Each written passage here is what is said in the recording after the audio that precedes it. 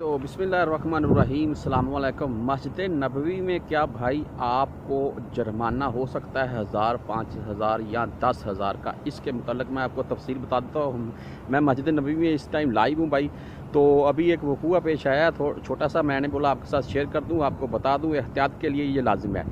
ज़्यादतकार के बाहर निकलने का दूसरी तरफ से हम लोग इंटर होते हैं, इधर से बाहर निकलते हैं। ये जन्नतुल बकी की तरफ सीधा रास्ता है। इस बाब का नाम भी जन्नतुल बकी बाब है।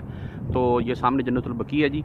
तो इधर इस गेट के साथ ही भाई रसूलुल्लाह सल्लल्लाहु अलैहि वसल्लम की कब्र मुबारक, हज़रत अबू बकर सिद्दीक़, हज़रत उमर रज़ी अल्लाह तआला अन्हु की कब्र मुबारक, आप सब भाइयों को पता है। इस गेट के साथ ही हम उधर नज़दीक जाने लगे हैं, तो उधर वो पुलिस वाला था एक, उसने हमसे जो बोला है वो आपके साथ मैं अभी आपके साथ शेयर करता हूँ, बताता हूँ फिर।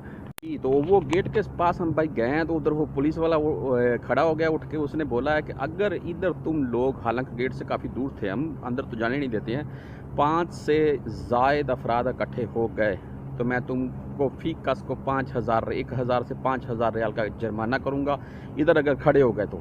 मस्जिद ने, हमने बोला भाई हम जा रहे हैं, हम इधर, हमारा दिमाग ख़राब है, इधर खड़ा होगा, हम जाएंगे, निकलेंगे इधर से।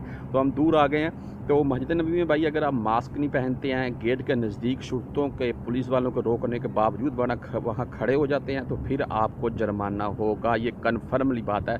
तो यहाँ पर भाई एहतियात कीजिएगा, आइएगा ज़रूर।